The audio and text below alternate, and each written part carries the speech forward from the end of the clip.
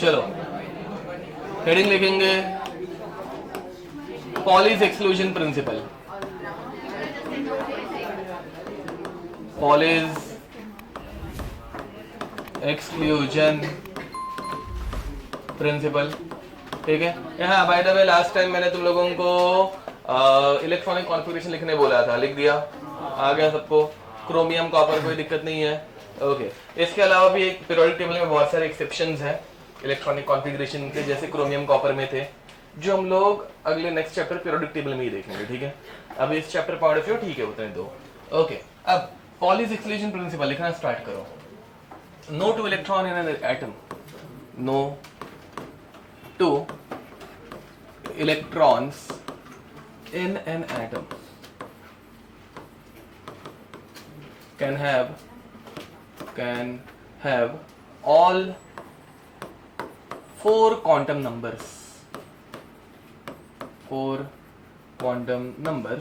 same, ठीक है। चारों के चारों क्वांटम नंबर्स किसी भी दो इलेक्ट्रॉन के कभी भी सेम नहीं होते, ठीक है, okay. Let us start with an example of helium.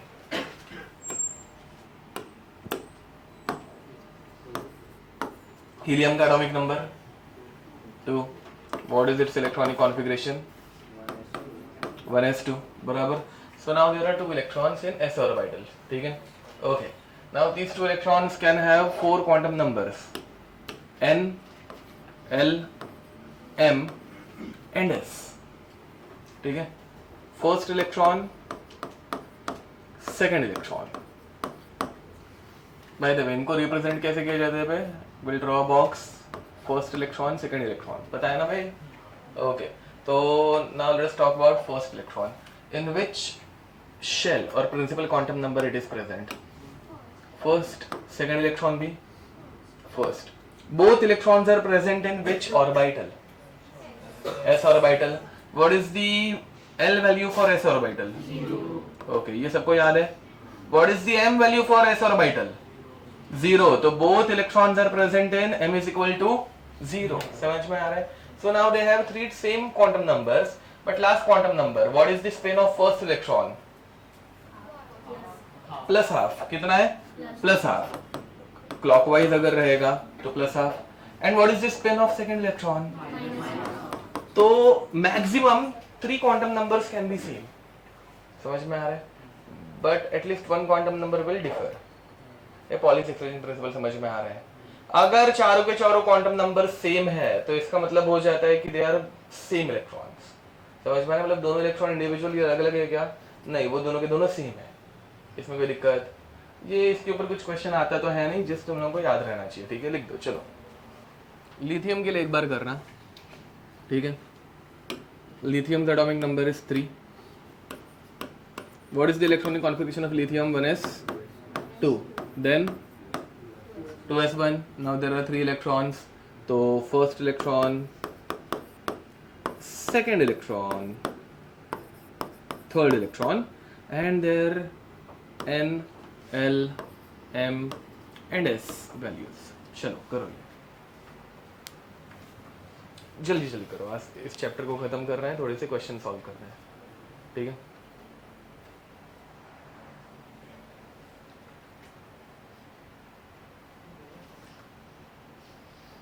चाहिए तो यहाँ पे ऐसे इलेक्ट्रॉन्स ड्रॉ कर लेना, so that you will understand, ठीक है। यहाँ पे first electron, second electron, third electron दिख रहा है क्या? समझे? 1 2 3 ऐसे बॉक्सेस से ड्रॉ करके करो। तुमने लास्ट लेक्चर देख लिया है? देख के आने का तुम अभी क्या ही समझेगा, नहीं तो आज का लेक्चर हो गया, डन, आगे बढ़े। नेक्स्ट देखो, first and second electron are present in which और principal quantum number 1, third is present in second, ठीक है। All electrons are present in s orbital. Value for s orbital is 0. M value for s orbital is 0. Spin of first electron is plus half. Second one is, third one is, समझ में आ रहा है? तो कोई भी मतलब electron के चारों क्वांटम नंबर सेम आ रहे हैं क्या? नहीं, कभी आ भी नहीं सकते, गेटिंग इट? आगे बढ़े. Next now will start with nodes.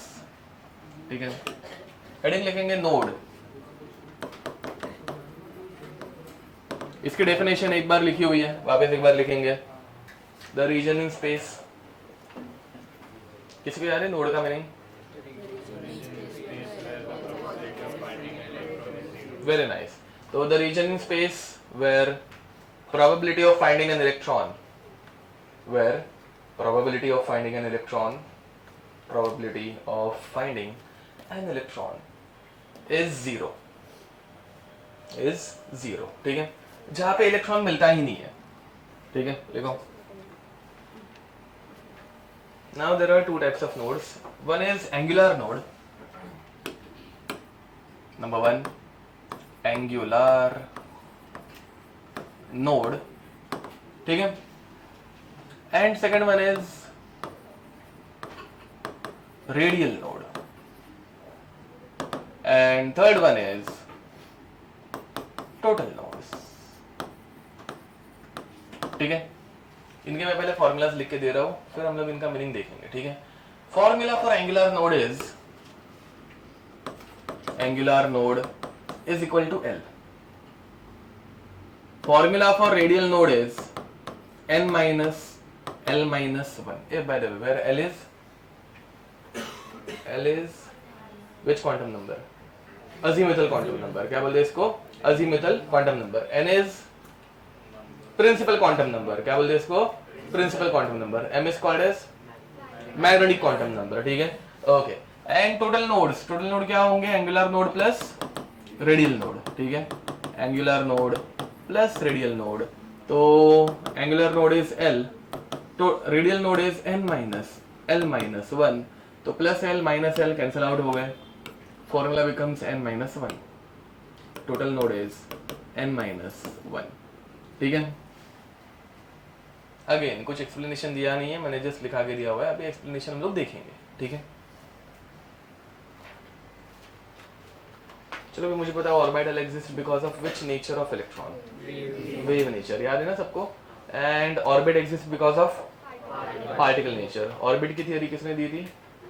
Bourse ने. एंड वेव्स की डी ब्रॉगलीज हाइपोथेसिस. उसने सबसे पहले बोला था कि electron can possess dual nature, wave and matter. ठीक है, ओके. अब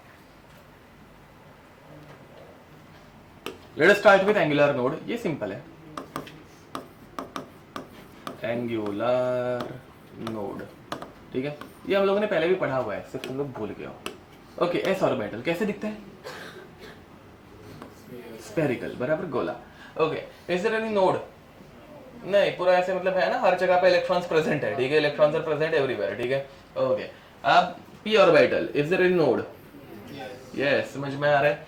this is which p orbital? px py pz py दिख रहा है ये. Okay, and py has a node. ठीक है, तो ये ऐसे बीच में एक लाइन दिख रही है, ये नोड है. ठीक है, अब ध्यान दो भाई, एग्जाम में ये नोड कौन से प्लेन में है, ऐसा क्वेश्चन आ सकता है. Plane, in which plane node in py orbital exists. ठीक है, now p orbital exist in on y axis. बराबर. चलो भाई, मैं प्लेन्स जरा तुम लोगों को एक्सप्लेन करता हूं, लास्ट टाइम भी कभी ना कभी किए रहेंगे. तो देखो, if a plane is present along x and y axis, then that plane is called as xy plane. ठीक है, if a plane is present along y and z axis, it is called as yz plane. समझ में आ रहा है? and if it is present along x and z axis, ये तुम लोगों को समझ में आ रहा है? ये प्लेन्स डायग्राम समझ में आ रही है? तो if it is present along x and z axis, then it is called as xz plane. ठीक है, ये प्लेन समझ में आ रहा है? Now along which plane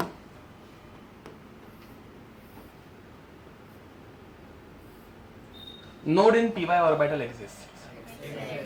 xz दिख रहा है सबको? पक्का ना, मतलब y एक्सिस को छोड़ के, दिस इज py, तो y एक्सिस पे इलेक्ट्रॉन्स प्रेजेंट है, बट x और z प्लेन में इलेक्ट्रॉन्स प्रेजेंट. मैंने क्या बोला, समझा? तो एग्जाम में ऐसे एमसीक्यूज में क्वेश्चन आ सकते हैं कि along which plane node in py axis, sorry py orbital exist. ठीक है, it is present along xz। किसी को भी कुछ भी दिक्कत? पक्का? ओके तो अब p ऑर्बिटल में कितने नोड्स हैं? नहीं इस वाले में सिर्फ अकेले एक है। कितने हैं? एक दिखा है। Okay next, how many nodes are present in d orbital? दिखे सबको? पक्का? ओके तो देयर आर 2 नोड्स। तो similarly how many nodes will be there in f orbital? 3 ना वे, s में 0 1 2 3 एक एक बढ़ते जा रहे हैं। फॉलोड? ओके तो number of nodes is nothing but l value. s के लिए l की वैल्यू क्या थी? 0। For p orbital it is 1, for d it is 2 and for f orbital it is 3। ये समझ में आ रहा है? तो वो जस्ट वैसे मिलता है और कुछ नहीं, लिख दो। तो हाँ बाय द वे तुम लोगों को एंगुलर नोड क्या रहता है समझ में आ रहा है क्या? एक ऑर्बिटल में जो एक्सिस के बीच में रहता है that is called as angular node. ठीक है, लिख दो। अब इसमें और भी क्वेश्चंस आ सकते हैं। ठीक है, दूसरा क्वेश्चन ऐसे आ सकता है दैट व्हाट इज दी, हाँ first of all name of this d orbital is d xy, याद है ना? तो क्वेश्चन ऐसा आ सकता है what is the angle made bye node in dxy orbital with x axis. समझे? x एक्सिस के साथ नोड का एंगल कितना है? 0 है क्योंकि उसी एक्सिस के ऊपर है ना। ये दिख रहा है node is present on x axis, तो वो x एक्सिस के ऊपर ही लाई कर रहा है। तो what is the angle made by x axis? 0। समझा? ओके तो बाद में ऐसे कुछ क्वेश्चंस करेंगे। एक ट्रिकी ऑर्बिटल ये वाला, ये याद है क्या? Name of this orbital dz²। क्या बोलते हैं इसको? It is present along z axis and it's name is dz²। अब अगेन देखो तुम लोगों को इतना कुछ सोचने की जरूरत नहीं इसके शेप एंड ऑल के बारे में, ठीक है, बट स्टिल तो in case of dz² how many angular nodes are present? तो तुम लोग डायरेक्ट लिखोगे 2। कितना लिखोगे? कुछ एक्सेप्शन नहीं है बे, फिजिकल केमिस्ट्री में एक्सेप्शंस नहीं आते, जो रूल है वो रूल है। समझ में आ रहा है? अब ये तुम लोगों को दिख रहे हैं क्या 2 नोड्स? किधर दिख रहा है? दिख रहे हैं क्या? मतलब दिख रहे होंगे तो मुझे बताओ, नहीं दिख रहे होंगे तो मैं बता रहा हूँ। अच्छा ओके ठीक है, मैं बता रहा हूँ। देखो ध्यान दो, तो इसको अगर मैं थोड़ा ऐसे बनाऊं, ये z एक्सिस मान रहा हूँ, चलेगा ना? थोड़ा समझने के लिए इजी जाएगा। एंड ये इसकी रिंग, ठीक है, ध्यान दो भाई यहाँ पे। अब अगर मैं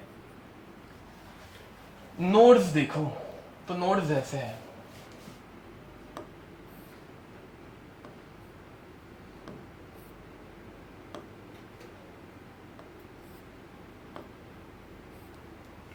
समझ पा रहे हो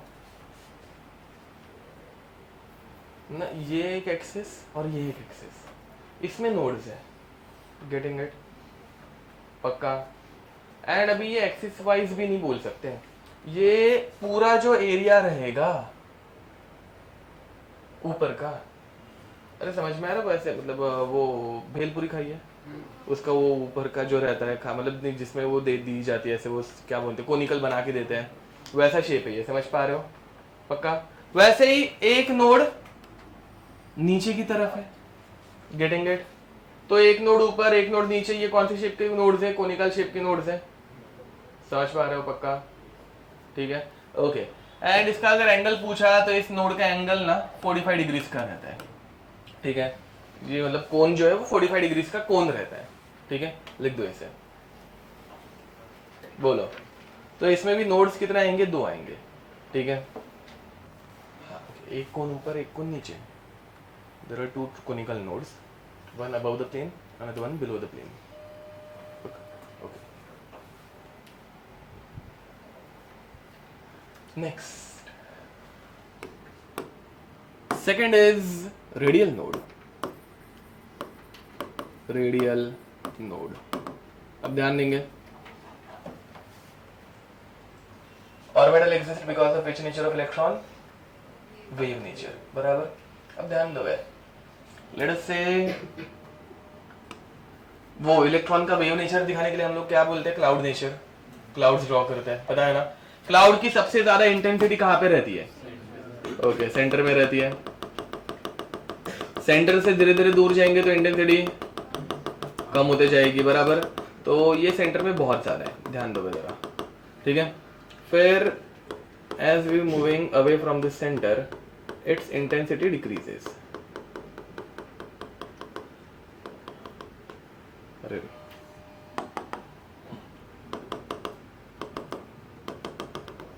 तो ये ऐसे एक पॉइंट पे जाके कम होते जाएगा। By the name of this orbital, s orbital. This is s orbital present in first shell, so it will be called as 1s orbital. अब 1s के बाद कौन सा ऑर्बिटल आएगा, 2s आएगा। अब अगर 2s सेम टाइप की वेव दिखाता, तो मैं क्या बोल रहा हूँ समझ में आ रहा है, कलर, सेम टाइप की वेव मतलब सेम कलर दिखा रहा हूँ। हाँ, सेम टाइप की वेव मतलब क्या, रुको लेट मी एक्सप्लेन।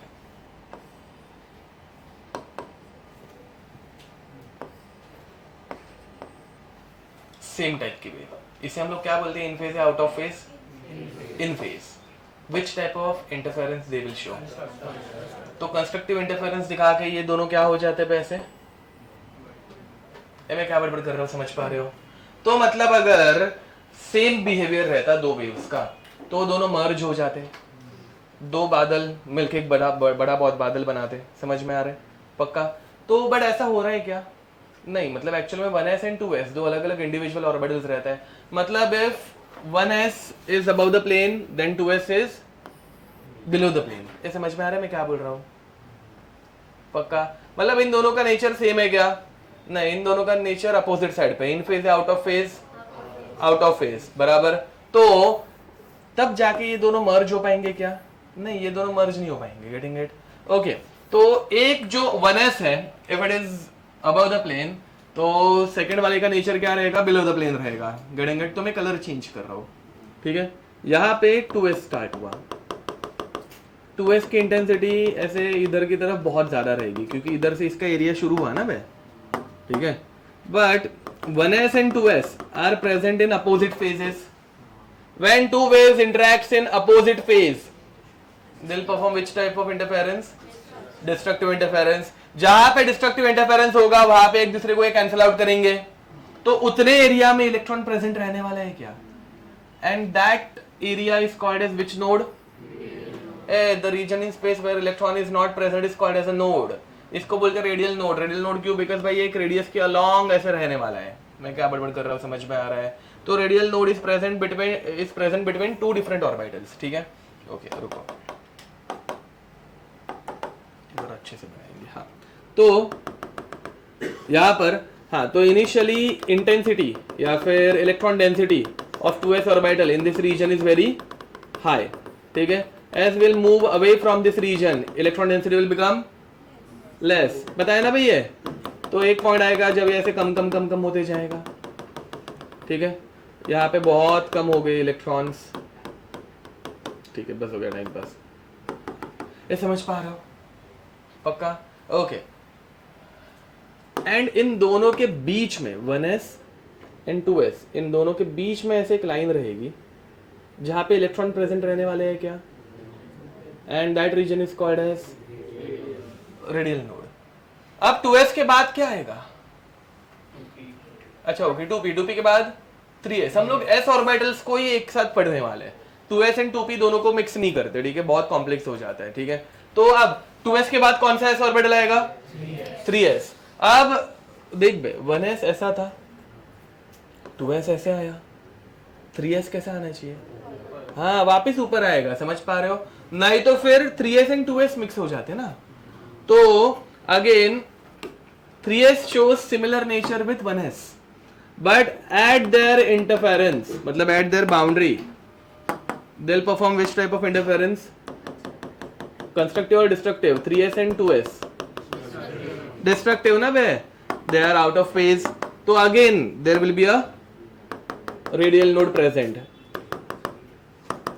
ये नहीं समझ में आ रहा है, नहीं समझ में आ रहा होगा तो मैं तुम लोगों को थोड़ी देर के बाद डायग्राम, मतलब अच्छे वाले फोटोज दिखा दूंगा। मेरी डायग्राम थोड़ी सी खराब है, पता है मुझे, बड़े एक्चुअल में ऐसा एटम है ना, ऐसे दिखता है। एटम में हम लोग इसमें इलेक्ट्रॉन किधर बता पाओगे क्या? नहीं, कौन सा प्रिंसिपल? हाँ, अनसर्टेनिटी प्रिंसिपल, समझ में आ रहा है? वो सब जो हम लोगों ने पढ़ा है ना, वो ये सब एक्सप्लेन करने की कोशिश करता है, कर नहीं पाता बट करने की कोशिश करता है, ठीक है? ओके, हाँ, इलेक्ट्रॉन ढूंढना है इज अ प्रोबेबिलिटी, ठीक है? तो यहां पर एक क्या प्रेजेंट है? रेडियल नोड, समझ पा रहे हो? ओके, अभी क्वेश्चन अच्छे से सुनना बे। How many radial nodes are present in 1s orbital? Question अच्छे से सुनना। How many radial nodes are present in 1s orbital? In 2s orbital? In 3s orbital? सबको दिख रहा है पक्का? वो व्हाइट लाइंस जो बनाई है वो, ठीक है? पहला अंदर वाला ऑर्बिटल 1s है, बाहर वाला ग्रीन 2s एंड एकदम बाहर वाला 3s। How many radial nodes will be present in 4s orbitals? 5s orbitals? How many radial nodes will be present in 2p orbital? 3p orbital? गलत है। ओके, देखो भाई, 2p is the first p orbital, ध्यान देंगे। 2p is the first p orbital, ये ऐसे दिखता है।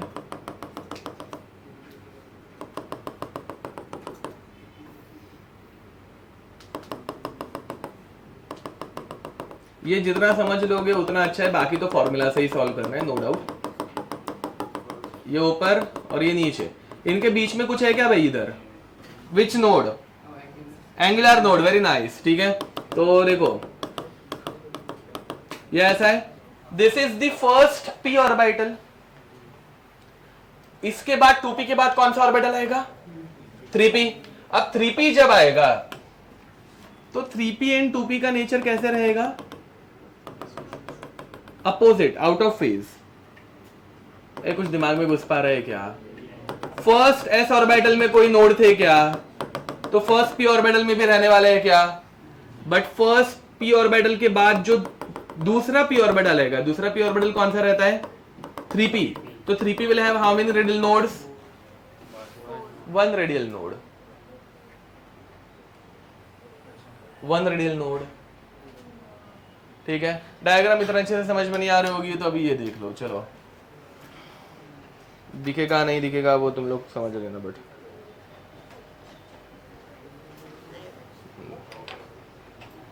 ओके। देखो भाई, ये कौन सा ऑर्बिटल है? S orbital. कोई तुम लोगों को इसमें एंगुलर नोड दिख रहा है क्या? सब जन ध्यान देंगे। एंगुलर नोड है? नहीं है। रेडियल नोड है? नहीं है। कुछ नोड ही नहीं है ना, मतलब पूरा मस्त कलरफुल है। दिस वन इज 2s, अंदर की तरफ 1s दिख रहा है, उसके बाहर की तरफ 2s दिख रहा है। दो अलग अलग कलर्स दिख रहे हैं क्या? पक्का दिख रहा है। इन दोनों के बीच में एक रिंग दिख रही है ब्लैक कलर की। That region in space is called as radial node. ये समझ पा रहे हो? रुको बेटा, टाइमर बढ़ा देता हूं इसका।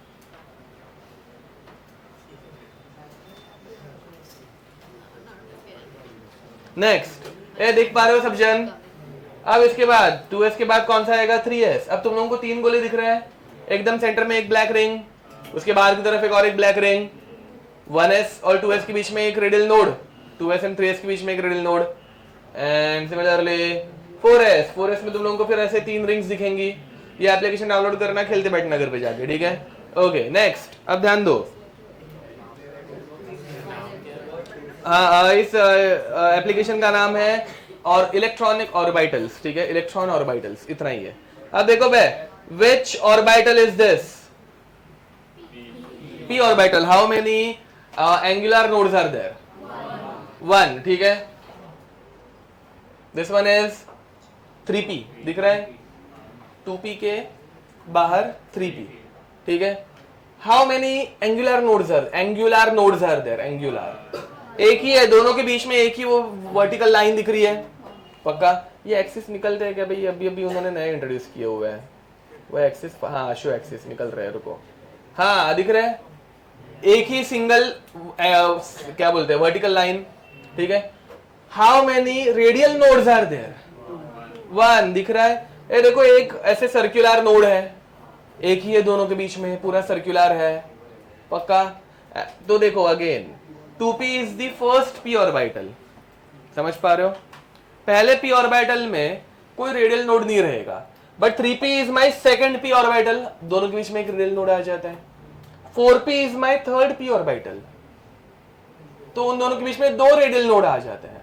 मैं क्या बड़बड़ कर रहा हूं, समझ पा रहे हो? पक्का? ओके नेक्स्ट, ये कौन सा ऑर्बिटल है? d ऑर्बिटल है, देख पा रहे हो? पक्का? ओके, अब इस d ऑर्बिटल में कोई तुम लोगों को हाँ एंगुलर नोड दिख रहा है? ऐसे 2 दिख रहे हैं। रेडियल नोड कोई दिख रहा है? ऐसे सर्कुलर नोड कोई दिख रहा है? रेडियल मतलब सर्कुलर नोड पे ये 4p है। हाँ अगेन जितनी कॉम्प्लेक्सिटी बढ़ते जाती है ना उतने वो एक दूसरे में मर्ज होना स्टार्ट हो जाता है, ठीक है? ऐसे बहुत कॉम्प्लेक्स बनते जा रहा है ना, बट फिर भी ऐसे बीच में सर्कल नहीं दिख रहा होगा तो दूसरा कोई लेते हैं। हाँ ये देखो इसमें अच्छा दिख रहा है सर्कल, नहीं इसमें वो सेंटर का सर्कल दिख रहा है।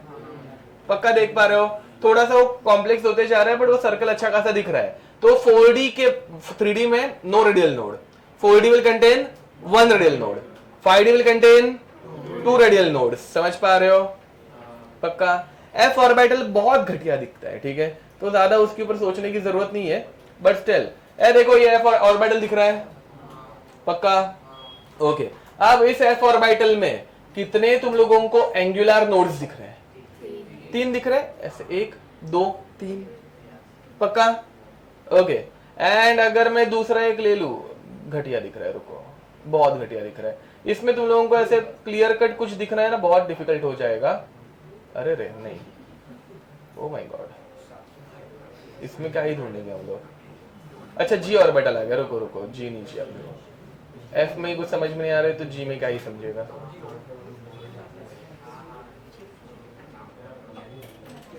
हाँ हाँ ठीक है, इसमें फिर भी थोड़ा सा दिख रहा है, देखो इस वाले में थोड़ा सा दिख रहा है।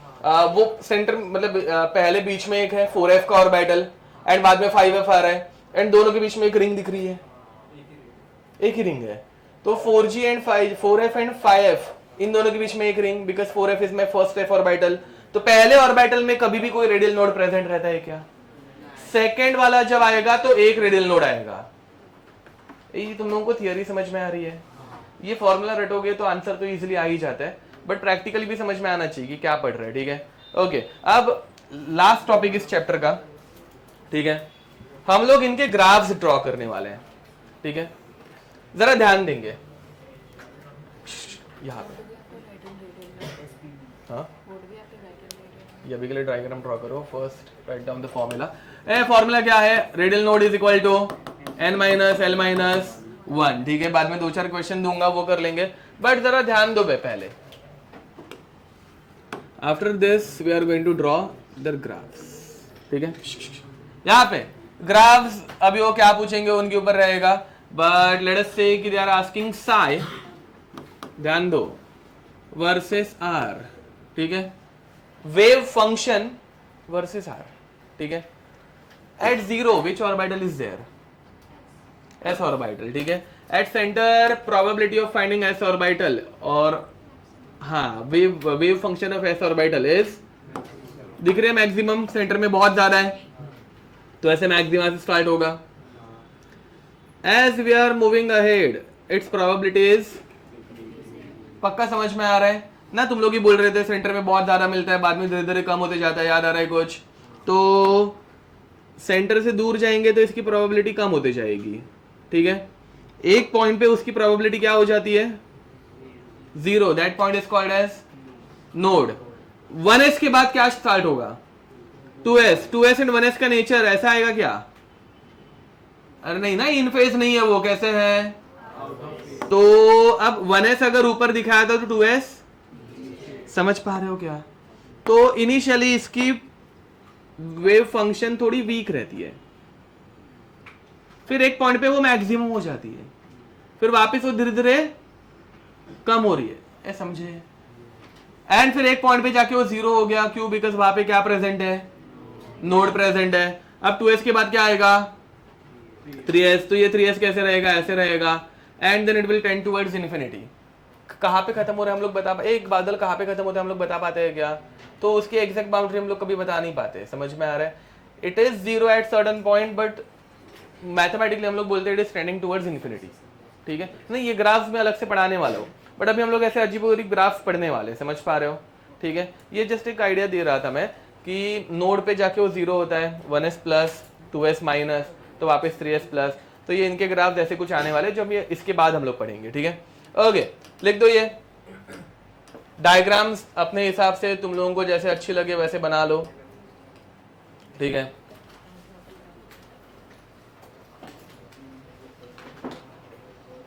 हाँ बाय द वे, नहीं तो बाद में ही करते, चलो फोकट कंफ्यूज हो जाओगे। जल्दी लिखो। x is representing radius 0, psi is representing wave, at 0 at center wave is maximum highest, centre point कौन सा है?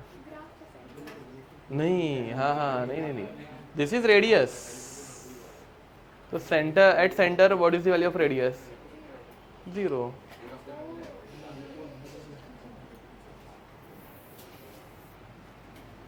ओके, आगे बढ़े। नेक्स्ट, इस चैप्टर का लास्ट पार्ट। अरे हाँ, कुछ क्वेश्चंस कर लेते पहले, भूल ही गया मैं।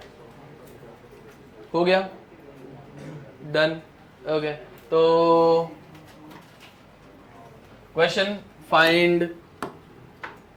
Is find angular node, radial node and total nodes इन, ठीक है, 5s 4d 4p लेते हैं, 7f एंड 8d। चलो ठीक है, लिखो जल्दी। चलो हो गया, आगे बढ़े। ओके, तो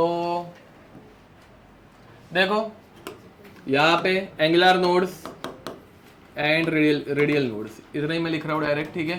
for 5s orbital angular node is 0 and radial node is 4 I guess.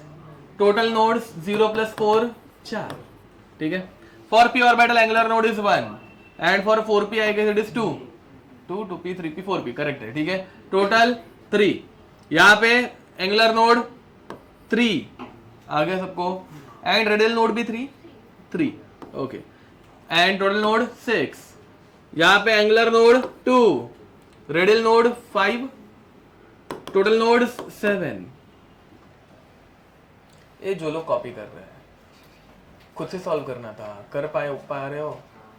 Formula use कर पा रहे हो ना, n - l - 1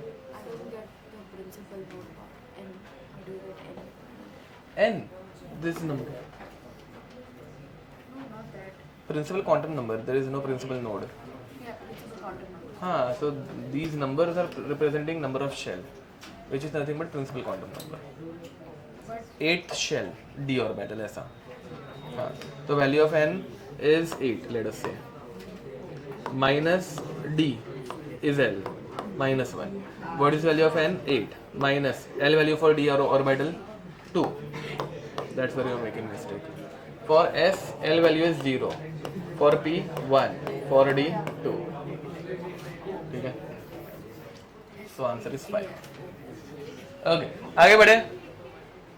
हो गया लिख के. इसमें किसी को भी कुछ एक्सप्लेनेशन चाहिए रहेगा तो मुझसे पूछ लो, मैं बता दूंगा. आ रहा ही है पक्का. ओके, आगे बढ़े. नेक्स्ट, अब देखो बे, ध्यान दो. अभी हम लोग पढ़ने वाले हैं graphical representation of, graphical representation of orbitals. ठीक है, देखो यहाँ पे. अब ग्राफिकल रिप्रेजेंटेशन में होता क्या है? First of all, graphical representation के लिए हम लोग ऑर्बिटल की वेव फंक्शन यूज करते हैं. ठीक है, orbitals wave function is represented by symbol Sai. ये कहां से आता है? तो ये श्रोडिंगर की इक्वेशन सॉल्व करने के बाद आता है. इस साई की इक्वेशन में अपने को 3 अननोन नंबर्स मिलते हैं जिन्हें हम लोग बोलते हैं n, l और m. ठीक है, n stands for principal quantum number. L and m stands for azimuthal and magnetic quantum number. समझ में आ रहा है? अब इस इक्वेशन में अपने को मतलब ये सॉल्व करते वक्त एक्चुअली ये एक सिंगल इक्वेशन नहीं मिलती, अपने को दो इक्वेशन मिलते हैं, साई और एक साई। ठीक है, एक साई जो रहता है वो किसके अलोंग रहता है? रेडियस के, आर मतलब रेडियस।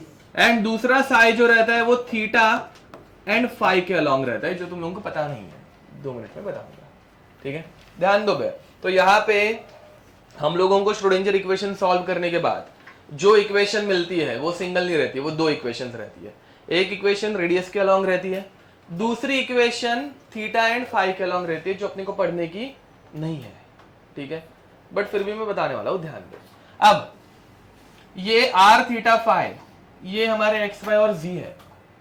एक्स वाई जी कहां पे यूज करते हैं? कार्टेशियन कोऑर्डिनेट में, सुना है कभी?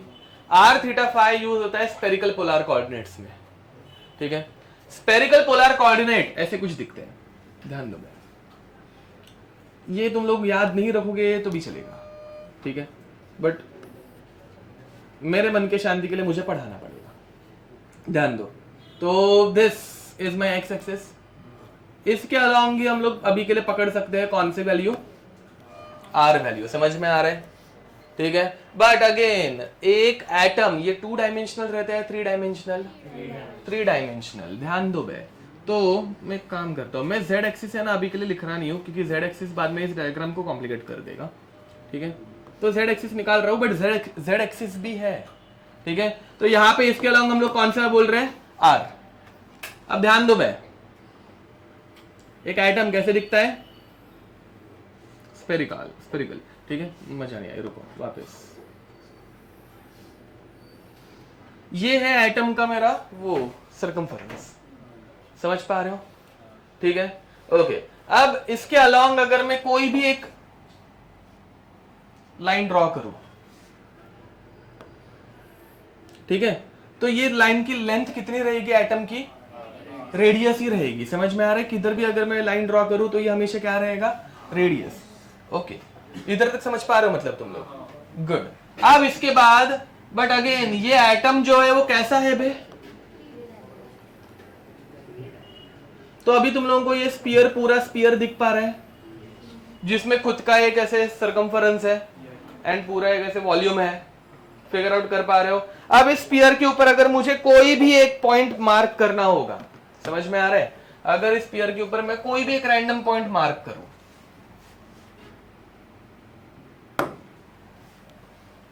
तो इस रैंडम पॉइंट्स पे 3 डेटा आ सकते हैं। ध्यान दो, सेंटर से अगर मैं इसको टच करूं, अरे रे, ध्यान दो बे, समझ में आ रहा है? इस स्पीयर के ऊपर ये पॉइंट है, सरफेस। ठीक है, तो इस लाइन की विड्थ हमेशा, सॉरी लेंथ हमेशा कितनी रहेगी? रेडियस रहेगी, आर रहेगी। अब ये जो मैंने लाइन ड्रॉ की है सरफेस के ऊपर, समझ में आ रहा है? गोले के सरफेस के ऊपर है, तो लेंथ हमेशा आर रहेगी। एंड ये जो यहां पे हमारे इस y एक्सिस के साथ एंगल बनाएगा, इसे हम लोग बोलते हैं थीटा। क्या बोलते हैं? फॉलोड। एंड फिर अगर मैं इसको ऐसे नीचे लेकर जाऊं, ठीक है, तो इधर पे भी एक नया एंगल बन रहा है। देखो भाई, ये इस अपने कौन सा एक्सिस है? ये एक्स एक्सिस के साथ ये इधर पे जितना एंगल ड्रॉ करेगा इसे बोला जाता है फाई। वापस मैं 2 ही एक्सिस यहाँ पे लिख रहा हूं, एक y एक्सिस और एक x एक्सिस। समझ में आ रहा है? ठीक है, z तो वहां पे है बट वो पूरा ऐसे गोले में चला गया। ठीक है, उसको अपने को लेने की जरूरत नहीं है। तो angle made by y axis, ठीक है, is called as theta, and angle made by x axis is called as phi. Followed. पक्का? थोड़ा बहुत समझ में आ रहा है? श्योर हो? तो देखो भाई, y के साथ जो एंगल्स बनेंगे ना, ठीक है, वो कुछ ऐसे बनते जाएंगे। अरे रुको, कलर चेंज कर दे थोड़ा, तो कुछ तो तुम लोगों को दिमाग में घुसा तो घुसा, नहीं घुसा तो अपने को पढ़ना ही नहीं है। ध्यान दो, y के साथ जो एंगल बनेंगे वो धीरे धीरे ऐसे दिखेंगे। किसी ने तो अच्छा कुछ बोला, y के साथ जो एंगल्स बनेंगे वो धीरे धीरे ऐसे दिखने लगेंगे, एंड हमारे x के साथ जो एंगल्स बनेंगे वो धीरे धीरे ऐसे दिखने स्टार्ट हो जाएंगे। ये क्या बन रहे हैं? करेक्ट पकड़े हैं। अपना वो मतलब ना अर्थ ऐसे ही डिवाइड किया हुआ है, समझ में आ रहा है? ठीक है, तो ये ऐसे बनता है स्फेरिकल पोलर कोऑर्डिनेट्स पे। एंड में वो सारे एंगल्स ऐसे धीरे धीरे दिखना स्टार्ट हो जाते हैं, एंड फिर बाद में हर एक एंगल को हम लोगों ने 1-1 मिनट में डिवाइड कर दिया, एंड फिर एक वो 4 मिनट का गैप बनता है, ऐसे कुछ हम लोगों ने पढ़ा है, समझ में आ रहा है? 360 अपॉन वो जितने भी 24 घंटे में घंटे रहेंगे, मतलब सॉरी मिनट्स रहेंगे, ठीक है। हाँ, तो वो डिवाइड करने के बाद अपने को 4 मिनट का डिस्टेंस मिलता है, जो कि इधर पे पकड़ लेते हैं हम लोग, ठीक है। समझा होगा तो ठीक, नहीं समझा होगा तो पढ़ने की जरूरत। बट ये थीटा और फाई जो है वो angles made by x and y axis है, बट जब ये थीटा एंड फाई पिक्चर में आ जाता है तो पूरा एटम बन जाता है 3 डायमेंशनल। इतना अपने सिलेबस में हम लोगों को अभी के लिए सिर्फ क्या पढ़ना है? रेडियस वाला पार्ट पढ़ना है। मैं क्या बड़बड़ कर रहा हूँ, थोड़ा बहुत समझ पा रहे हो? पक्का है? ओके। अब सिर्फ थोड़ा सा थियरी के लिए तुम लोग इतना याद रखना कि 2 क्वांटम नंबर लगते हैं रेडियस वाले पार्ट को डिफाइन करने के लिए, n और l। 2 क्वांटम नंबर लगते हैं थीटा एंड फाई को रिप्रेजेंट करने के लिए, l और m, ठीक है। देखो बे, ऑर्बिटल ये कंसेप्ट l से आता है, बट ऑर्बिटल का ओरिएंटेशन ये कंसेप्ट m से आता है। तो टोटल उसका मतलब शेप एंड ओरिएंटेशन दिखाने के लिए l और m दोनों लगते हैं, बट सिर्फ एक एक्सिस के अलोंग अगर दिखाना है तो n और l की वैल्यू, l तो लगेगा ना, ऑर्बिटल खुद l है, सब शेल ये l से शुरू होते, समझ में आ रहा है? वैसा तो अगेन हम लोग अभी जो डायग्राम्स बनाने वाले, डायग्राम नहीं ग्राफ्स बनाने वाले हैं, वो किससे आते हैं? श्रोडिंगर की इक्वेशन से। ऑर्बिटल्स की इक्वेशन श्रोडिंगर की इक्वेशन से आती है, विच कंटेन्स 2 पार्ट्स, एक psi r and another one is psi theta phi. समझ में आ रहा है? थीटा फाई हमारे सिलेबस का पार्ट, अपने को सिर्फ साई r के ऊपर मतलब ड्रॉ करना है, ठीक है। Psi r depends on and l values, ठीक है। Psi theta phi depends on l and m values. Followed? Okay, ये पार्ट थोड़ा सा इंपॉर्टेंट है। Let's start with graphical representation of orbitals, ठीक है। अगेन ऑर्बिटल्स दिखने में मतलब इनकी इक्वेशंस दिखने में ऐसे कुछ रहती है, ओके। तो इनके वेव फंक्शन ऐसे रहता है, समझ पा रहे हो? ये कुछ समझने की जरूरत, ड्रॉ करने की जरूरत है। देखो भाई यहाँ पे तो जो भी थीटा एंड फाई वाला पार्ट है, कॉस थीटा साइन थीटा, इनकी इक्वेशंस भी तुम लोगों ने कभी ना कभी ड्रॉ की होगी, नहीं की होगी तो कर लोगे मैथ्स में, डोंट वरी, ठीक है। बट ये जो है फाई एंड थीटा वाला पार्ट, वो हम लोगों को डील करना है क्या? नहीं, हम लोग सिर्फ कौन सा पार्ट देखने वाले हैं? आर वाला, रेडियस वाला। समझ में आ रहा है? अब रेडियस वाले सारे जो पार्ट्स हैं उनकी इक्वेशन जरा ध्यान से देखो, वो किसके टर्म्स में, उनका मेन फंक्शन क्या है? नहीं ई है, एक्सपोनेंशियल है, दिख रहा है? अरे दिख रहा है कि एक्सपोनेंशियल, एंड वो जो एक्सपोनेंशियल है वो कौन सा है? इंक्रीजिंग एक्सपोनेंशियल है, डिक्रीजिंग है? कैसे पता चला? माइनस आ रहा है, समझ में आ रहा है? एंड डिक्रीजिंग एक्सपोनेंशियल कैसे चलता है? ऐसे नीचे जाता है। ए फॉलोड? ये इतना सबको पता है, मैथ्स इतना सबको आता है, पक्का? श्योर हो? ओके। अब ये वाला हम लोगों ने सॉल्व किया, याद है क्या? ये 2s की इक्वेशन है, ये की थी, याद है? What will be the value of r where radial node is present? हाँ 2a0, ये r की वैल्यू 2a0 पुट करो तो 2 - 2 0 हो जाता है, एंड फिर बाद में आपको रेडियल नोड मिलता है। भूल गए क्वेश्चन ही ना, जिनको मतलब है सबको याद, ठीक है। तो ये 2s की इक्वेशन है। वैसे तुम लोगों को अगले साल वो 3s की भी दे सकता है, 3s की नहीं, किधर है 3s? इधर 3s है ही नहीं, सॉरी। 2p की इक्वेशन देंगे तो 2p में रेडियल नोड है क्या? 2p में किधर भी कुछ जीरो करने लायक दिख रहा है क्या? ये देखो 2p में कोई भी चीज जीरो करने लायक दिख रही है? नहीं, क्यों? Because there is no radial node in 2p में रेडियल नोड ही नहीं है ना बे। नहीं समझा? ठीक है, छोड़ो, क्या ही फर्क पड़ता है। बट अब हम लोग ये ड्रॉ करने वाले, ये इन इक्वेशंस में वापस एक बार हम लोग थीटा और फाई वाला पार्ट ड्रॉ करते हैं क्या? नहीं, हम लोग सिर्फ कौन सा पार्ट ड्रॉ करने वाले हैं? आर वाला, 1D में, 2D वाला नहीं। अगर तुम लोगों को 2D में कैसे दिखता है वो 3D में कैसे दिखता है अगर वो देखना है तो ये ऐसे कुछ दिखता है।